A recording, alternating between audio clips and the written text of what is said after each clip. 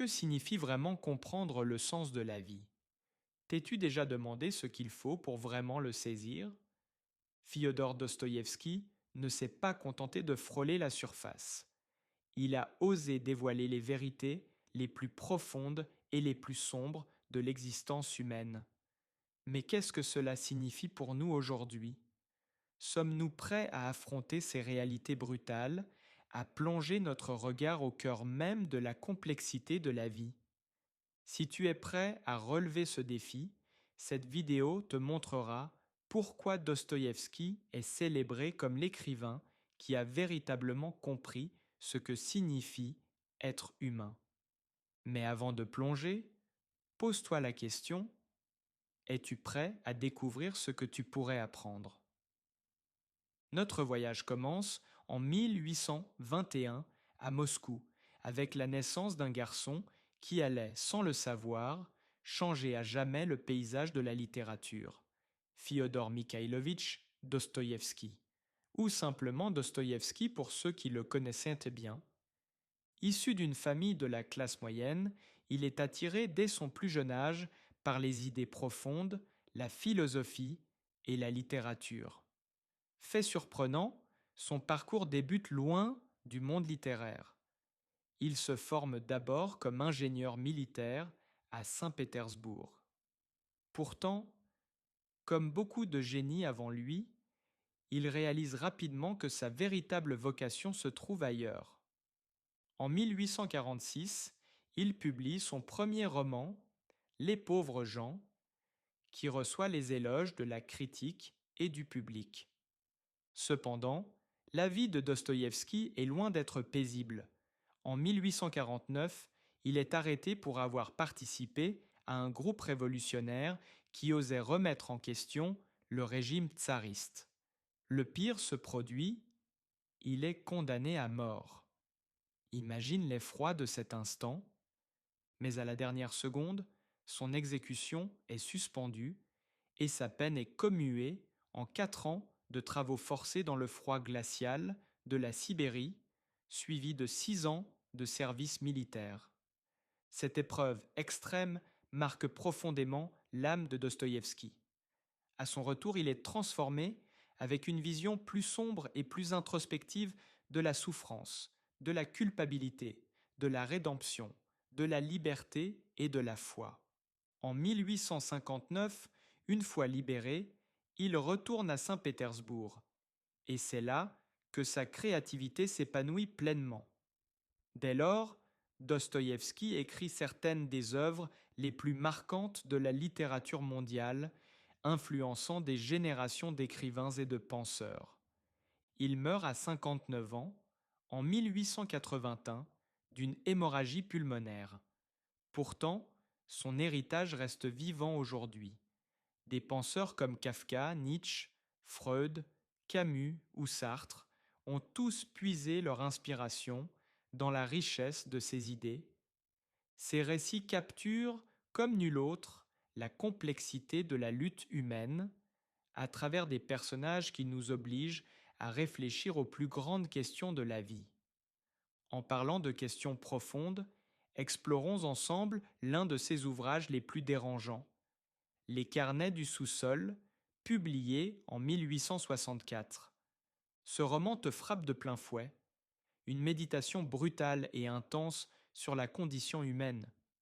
Le narrateur est un homme sans nom qui se décrit lui-même comme malade, sauvage et détestable, vivant en isolement total à la fois de la société et de lui-même. Dans ses écrits, il divise ses pensées en 2 parties. La première contient ses réflexions sur la nature humaine, la science, la morale et la liberté. La seconde raconte des épisodes de sa jeunesse, marqués par l'humiliation et le mépris, qui ont forgé sa vision du monde. Par son génie, Dostoïevski nous pousse à affronter des questions troublantes. Sommes-nous vraiment libres ou bien prisonniers de nos propres contradictions? Son narrateur oscille entre amertume et empathie, dévoilant la complexité des comportements humains. Et le message central est clair: malgré tout, Ce qui compte le plus, c'est l'acte de vivre. Comme l'a dit Dostoïevski lui-même, vivre peu importe comment vaut toujours mieux que renoncer. Alors prépare-toi. Dostoïevski ne s'est pas contenté de comprendre la vie plus profondément que la plupart des gens. Il nous oblige à la remettre en question comme jamais auparavant. L'être humain est souvent décrit comme un être rationnel, agissant pour son bien et celui des autres. Mais ici, il est représenté sous un angle radicalement différent. À l'opposé des croyances conventionnelles, nous sommes des créatures impulsives et contradictoires qui prennent souvent des décisions allant à l'encontre de leur propre bonheur. En chacun de nous brûle un désir ardent de liberté, si fort que nous agissons parfois contre la logique et l'harmonie, simplement pour le satisfaire. Nous insistons pour vivre selon notre propre volonté, même si cela trouble notre paix intérieure, car paradoxalement, ce sentiment d'autonomie est notre seul véritable chemin vers le bonheur.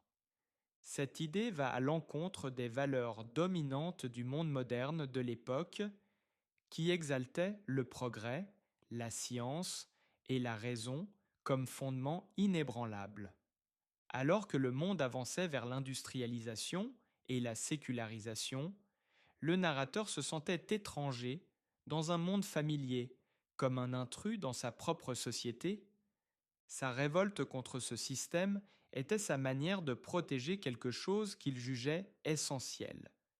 Une vie authentique, même si cela signifiait se retirer dans un sous-sol métaphorique, loin de la civilisation et de ses lumières aveuglantes. Ce rejet des normes sociales révèle à la fois une fierté et une indépendance, mais aussi une profonde angoisse, reflet du lourd tribut de son choix. La liberté tant idéalisée est montrée comme pleine d'embûches. Il peine à trouver du sens, à vivre pleinement, et ne parvient pas à se connecter profondément aux autres, ni à lui-même. Avec une lucidité remarquable, Dostoïevski transforme ce voyage intérieur en une méditation sur la condition humaine à l'ère moderne. Nous vivons dans un monde sans Dieu, clairement défini, sans valeurs fixes ni frontières prédéterminées, où la liberté est à la fois une bénédiction et un fardeau. Dans ce paysage, chaque individu doit forger son propre sens, élaborer une morale personnelle et chercher le bonheur, même si ce chemin nous expose à la vulnérabilité, au dilemme et au paradoxe. Mais alors, comment affronter ce défi? Comment trouver du sens au milieu du désordre? Dostoïevski n'offre pas de solution toute faite. Il nous invite plutôt à réfléchir, expérimenter et chercher. Il suggère que le sens de la vie n'est pas une vérité figée, mais quelque chose que l'on construit au quotidien, à travers nos choix et nos relations. Il sous-entend aussi que même si l'individualité est importante, le vrai but dépasse le simple moi et nous relie à quelque chose de plus grand, la spiritualité, la foi ou la communauté. En fin de compte, la lumière que nous cherchons se trouve au-delà du sous-sol. Elle est là, à la surface, dans les expériences que nous vivons et les liens que nous tissons. Cette perspective est au cœur de son chef-d'œuvre Crime et Châtiment, où nous suivons Raskolnikov, un ancien étudiant, qui commet un meurtre pour tester une théorie. Il croit que certains individus extraordinaires ont le droit de transgresser les lois et la morale au nom de desseins supérieurs. S'inspirant de figures comme Napoléon, Raskolnikov tente de rationaliser son crime comme un acte nécessaire, voire noble. Mais la réalité le rattrape. La culpabilité et le remords deviennent insupportables. Sa prétendue liberté se transforme en prison, avec sa conscience comme le plus impitoyable des geôliers. Dostoïevski oppose ces individus extraordinaires aux personnes ordinaires, celles qui respectent les règles et mènent une vie conventionnelle et conformiste, tandis que les premiers veulent repousser les limites et transformer le monde, les seconds trouvent du réconfort dans la stabilité et la prévisibilité. Mais Raskolnikov comprend rapidement que sa théorie s'effondre dans la pratique. Il ne peut supporter les conséquences de son acte et surtout, il ne peut fuir le jugement implacable de sa propre conscience. Ce tourment intérieur est brillamment incarné par le personnage du détective Porfir Petrovitch, dont l'intelligence aiguë pousse Raskolnikov au bord de l'effondrement. Au final, la notion de liberté absolue est dévoilée comme une simple illusion, et le vrai défi devient de trouver un équilibre délicat entre nos grandes ambitions et nos limites humaines. Dostoïevski nous laisse un message profond: affronter nos ténèbres intérieures, non pas pour s'y perdre, mais pour apprendre à tracer un chemin vers la lumière. Le conflit intérieur de Raskolnikov est féroce. D'un côté, la raison et l'orgueil le persuadent qu'il est supérieur, un être extraordinaire. De l'autre, l'empathie, la compassion et le poids de l'humanité partagée qu'il tente d'étouffer. Au cœur de cette lutte, Sonia, une jeune femme humble qui, malgré tout, l'aime et le comprend comme personne d'autre. Sonia incarne la foi et la bonté. Même plongée dans la misère et le péché, elle parvient à briser les murs du cœur de Raskolnikov, réveillant en lui un amour qu'il ne soupçonnait même pas. Elle devient son guide vers la rédemption, le poussant à avouer ses crimes et à accepter les conséquences. Lorsqu'il est condamné à la Sibérie, elle reste à ses côtés, le soutenant alors qu'il retrouve peu à peu son humanité et se réconcilie avec Dieu et avec la vie. À travers leur relation, Dostoïevski propose une vision bouleversante de la liberté humaine, non comme un droit absolu ou arbitraire, mais comme quelque chose de profondément lié à nos émotions, nos convictions et nos valeurs. La vraie liberté exige responsabilité, repentance et transformation intérieure. Crime et châtiment devient ainsi une invitation puissante à réfléchir à l'expérience humaine, au combat entre le bien et le mal et à la quête de pardon et de salut. À partir de là, Dostoïevski nous emmène vers un autre monument littéraire, Les Frères Karamazov, publié en 1880. Cette fresque épique met en scène une famille brisée. Fyodor Pavlovitch, le père débauché, et ses 4 fils, Dimitri, Ivan, Alyosha et Smerdiakov, sont pris dans des conflits profonds qui finiront par mener au meurtre du père. Mais cette histoire va bien au-delà d'un simple crime. Elle explore les grandes questions morales, spirituelles et psychologiques qui traversent l'existence humaine. Chaque personnage incarne une facette différente de la nature humaine. Dimitri, l'aîné, incarne la passion brute et l'impulsivité. Vivant sur le fil, il oscille entre générosité et violence. Accablé par la culpabilité, il cherche la rédemption à travers l'amour et le sacrifice. Ivan est le penseur, le sceptique et le rationaliste. Il remet en question l'existence de Dieu et la moralité universelle. Pour Ivan, sans Dieu, tout est permis. Même s'il ne commet pas physiquement le crime, ses idées l'influencent fortement, faisant de lui, en un sens, un complice intellectuel. Sa quête inlassable de vérité finit par le consumer. Alyosha, le plus jeune, est le centre moral du récit. Guidé par la foi et la compassion, il croit que l'amour est le seul véritable chemin vers le salut. Il s'efforce sans relâche de réparer les liens familiaux et d'éviter la catastrophe, mais sa nature douce se révèle impuissante face au tumulte ambiant. Enfin, il y a Smerdiakov, le fils illégitime, personnage obscur et manipulateur vivant à la marge de la famille. Froid, rongé par la jalousie et l'amertume, c'est lui qui commet le meurtre, sans le moindre remords, poussé uniquement par le désir de pouvoir et de vengeance. Dostoïevski n'offre pas de réponse facile. Il évite de cataloguer ses personnages comme héros ou méchants. Au lieu de cela, il nous invite à examiner les contradictions en chacun et à réfléchir à la manière dont le bien et le mal coexistent et s'entrelacent dans tout être humain. Il montre que ces forces ne sont ni fixes ni séparées, mais fluides et interconnectées, et qu'elles sont façonnées en permanence par nos choix et nos actions. En fin de compte, le message de Dostoïevski est clair.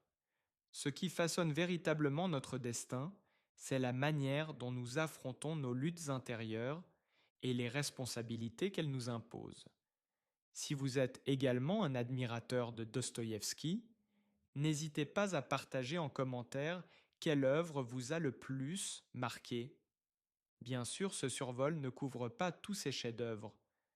L'adolescent, les démons, les nuits blanches, pour n'en nommer que quelques-uns. Tout aborder prendrait des heures. C'est pourquoi je vous encourage à explorer plus en profondeur les écrits de Dostoïevski et à plonger dans l'univers riche et captivant de la littérature russe. À présent, je veux partager quelque chose de très spécial avec vous.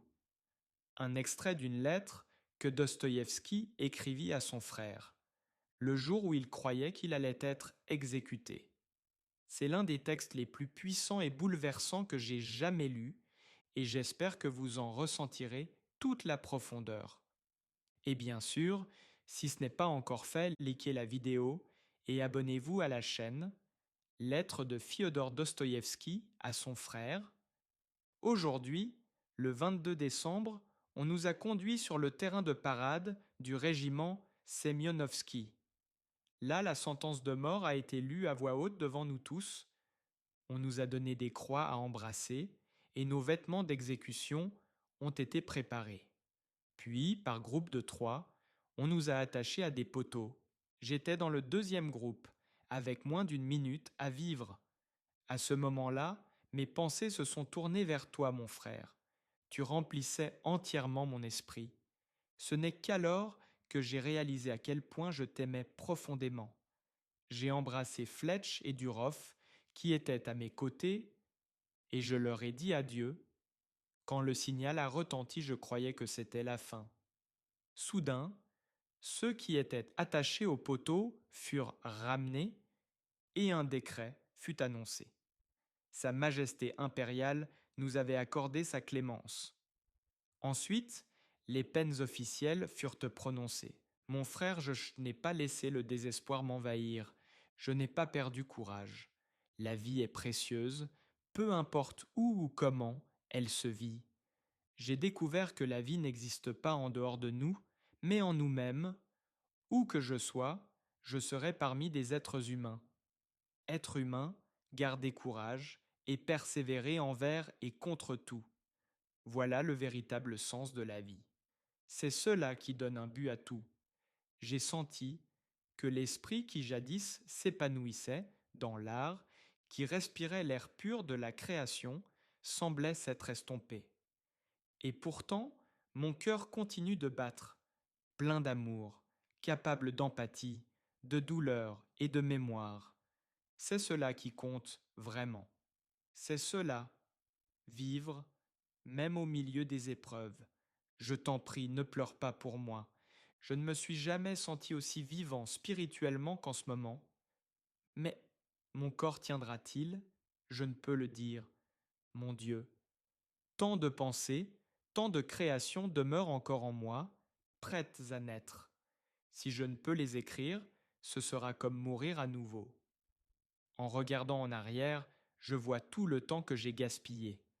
Des erreurs, de la paresse, un refus d'embrasser pleinement la vie. Combien de fois j'ai ignoré mon cœur et rejeté mon âme. Cela me fait mal. Mais maintenant, je comprends. Chaque instant est un cadeau. La vie elle-même est une joie indescriptible. Chaque seconde contient une parcelle d'éternité. Alors qu'en penses-tu? Ces mots t'ont-ils touché? La réflexion de Dostoïevski est un puissant rappel à chérir la vie et le temps qui nous est donné. Si cela t'a parlé, partage tes impressions en commentaire. Le voyage ne s'arrête pas ici. D'autres récits lui t'attendent, prêts à toucher ton âme en profondeur. Et toi, oui, toi qui es resté jusqu'ici, je veux te confier quelque chose de spécial. Imagine ceci, la scène finale d'un film. Les lumières s'éteignent, le son s'efface, l'écran devient noir. Mais avant que le générique ne défile, une voix douce et sincère s'adresse directement à celui qui était resté jusqu'au dernier moment. C'est ce sentiment que je veux partager avec toi maintenant. Tu as choisi de plonger dans l'univers de Dostoïevski, un écrivain qui comprenait l'âme humaine comme peu d'autres, et tout comme lui a exploré les abîmes les plus sombres et les sommets les plus lumineux de la vie. Toi aussi tu as fait face à tes propres réflexions tout au long de cette vidéo. À mes yeux, c'est cela le vrai courage. Car soyons honnêtes, tout le monde n'ose pas affronter des thèmes aussi profonds avec un cœur ouvert. Voici un secret. Quand j'ai commencé à créer ce contenu, mon plus grand espoir était qu'il atteigne quelqu'un comme toi. Quelqu'un en quête de sens, quelqu'un d'assez courageux pour regarder sous la surface brillante de la vie et se connecter à quelque chose de plus profond. Et nous y voilà. Tu sais, Dostoïevski croyait que chaque moment de vie est un don précieux, et être ici avec toi maintenant en est la preuve vivante. Alors tout ce que je peux dire, c'est merci, pas seulement pour avoir regardé jusqu'au bout, mais pour être l'une de ces âmes rares qui osent de penser, ressentir et peut-être même remettre en question. Je te vois comme un compagnon de route, et peu importe combien d'histoires restent à raconter, je veux que tu saches que tu n'es pas seul. Nous construisons quelque chose de profondément humain ici, ensemble. Alors, mon ami, garde cette flamme vivante. Le monde a besoin de personnes qui vivent avec l'intensité que tu portes en toi. À la prochaine histoire.